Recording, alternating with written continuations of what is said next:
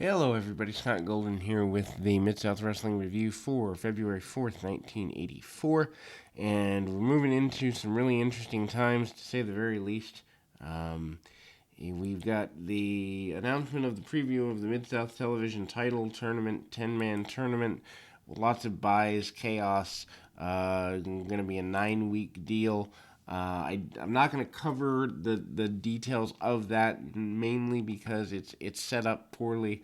In so much as there's buys and there's 10 guys in a tournament, and it runs over 9 weeks. We're just going to kind of cover the matches themselves.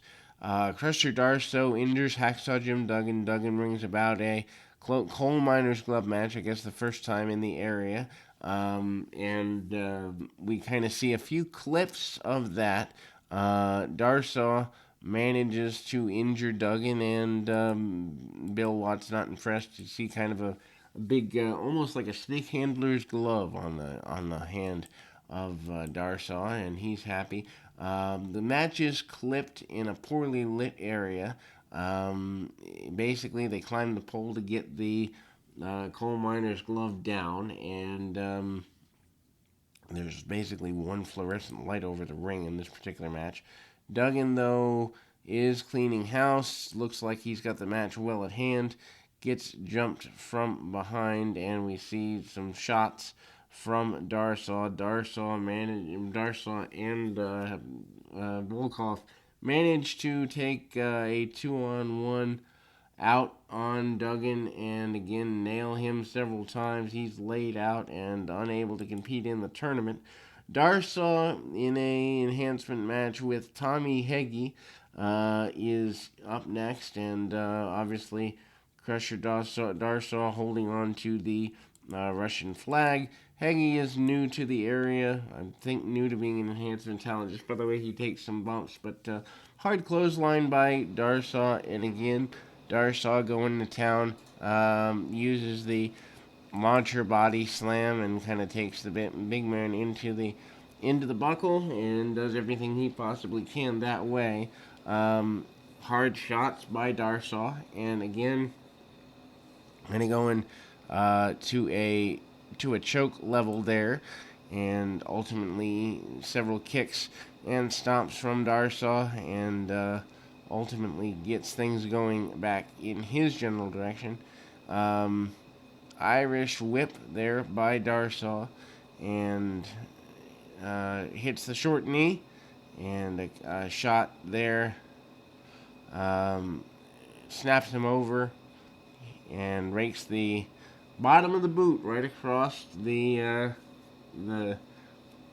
ledge there, and again, kind of seeing some body slams, and Darsaw pretty assertive, aggressive there, hanging him over the shoulder with the backbreaker, and gets a submission victory there. Mr. Wrestling 2 and Magnum TA versus Letts and Gray. Enhancement talent match there. Jerry Gray, of course, a guy who, if you follow podcasts, has a lot of interesting stories, some of which are not flattering, about Jake Roberts, among other things. Anyway, the continuation of the team of TA and Wrestling 2 is still here.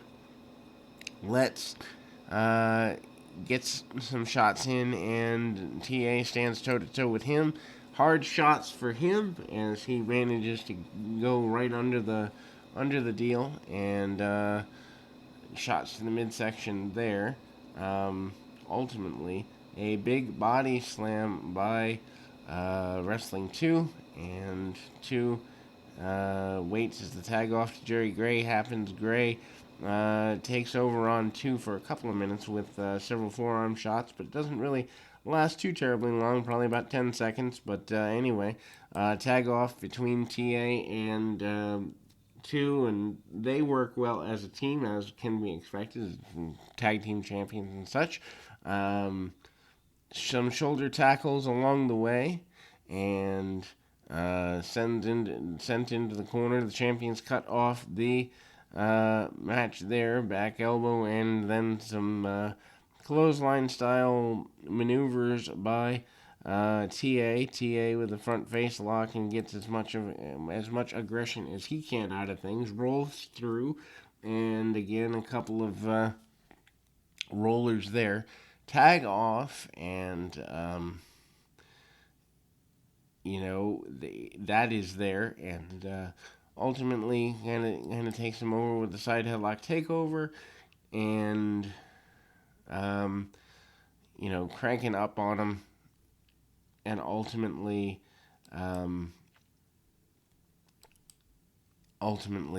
we see about some kicks and a drop kick under the chin, and we see TA with the body slam and the leg drop on Let's, and Let's comes out the back door.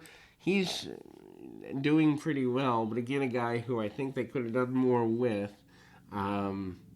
Irish whip into the other corner, and Wrestling 2 gets his advantage there.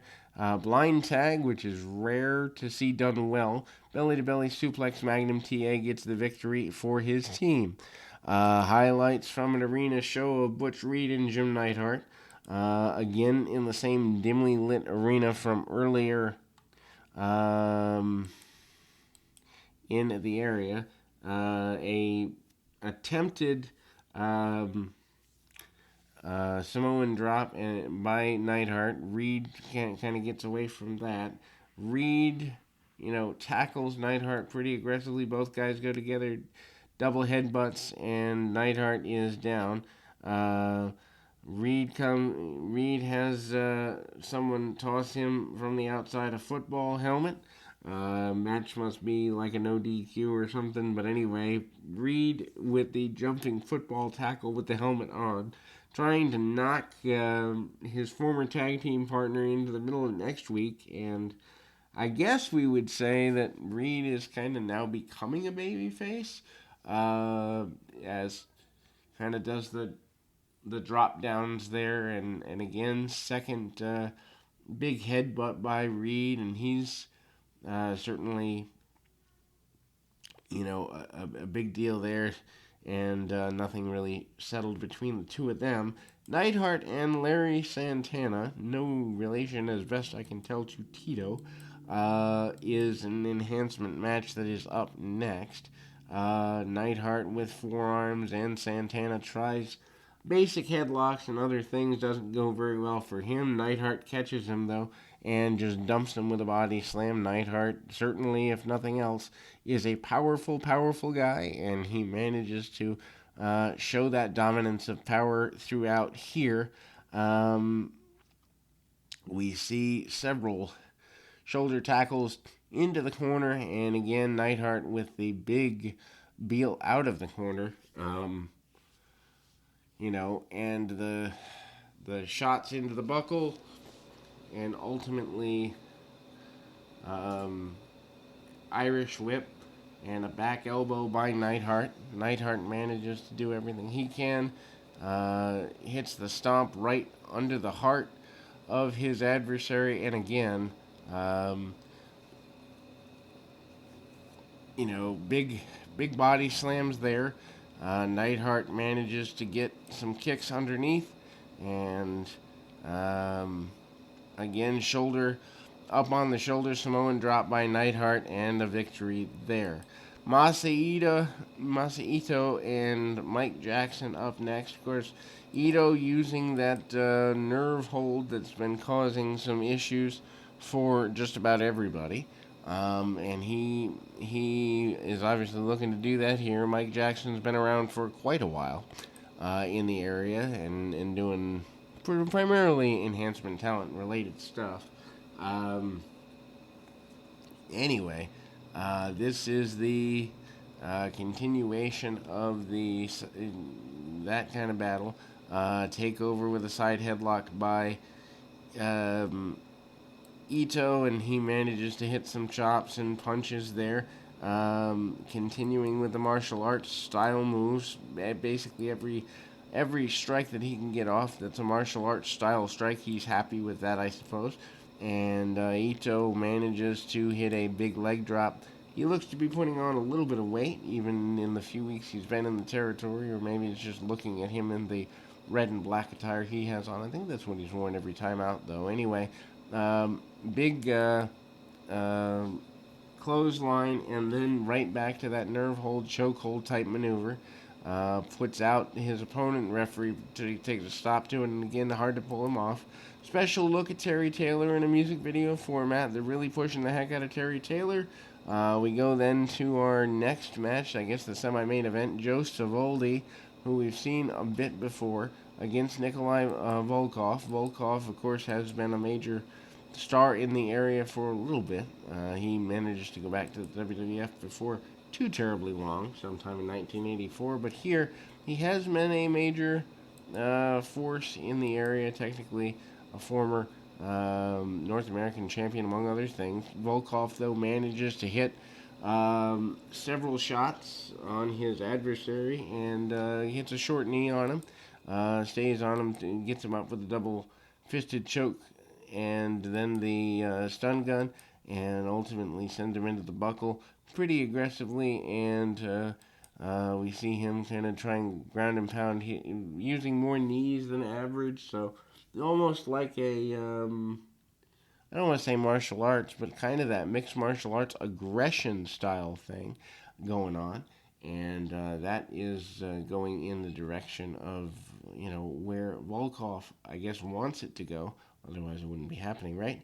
Anyway, continuation of power there, and the backbreaker win for Volkov coming up next.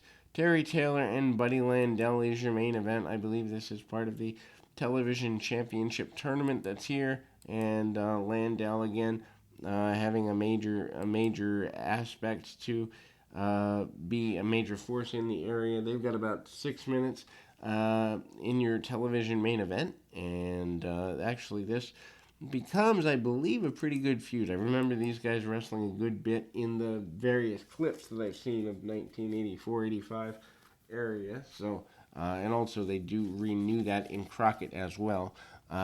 Taylor, obviously, your babyface, stepping back and kind of making Buddy look like a fool. I actually like the feud between these two because there's just every move it matters. And Landel comes out of the corner, gets hip tossed pretty aggressively there, and comes out the back door pretty assertively. Meanwhile, the referee is unimpressed with all of this. The fans are behind Taylor, and again, kind of see the side headlock.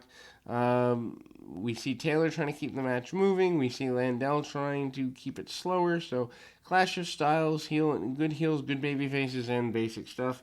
Tackle by Landel, and again back to the hip toss. Basic stuff by Taylor, who is pretty floaty with his leapfrogs, and again, always going back to that hip toss. Buddy Landel heads to lower ground in a hurry, tries to break the momentum, and does. And then we see a back elbow by Landel on a hammerlock, and he starts to take over using cheating tactics more than average. Landel, obviously, I would definitely say a better heel than babyface for the most part, and drops the knee right across the bridge of the nose of the Terry Taylor, and ultimately Taylor tries to come out the back door, tries to get advantages, poke to the eyes, and the like, and Taylor manages, though, to get a surprise victory, one would imagine, with the 5-arm, and gets the win there, advancing along as he goes. And so that will close us for today. Again, with the Rock and Roll Express music video is as the main closer, but again, the Rock and Roll Express will be here in a matter of weeks, and that is useful for the Midnight Express feud, obviously. But in any event, keep your feet on the ground, your mind in the moment. Till next time, everybody.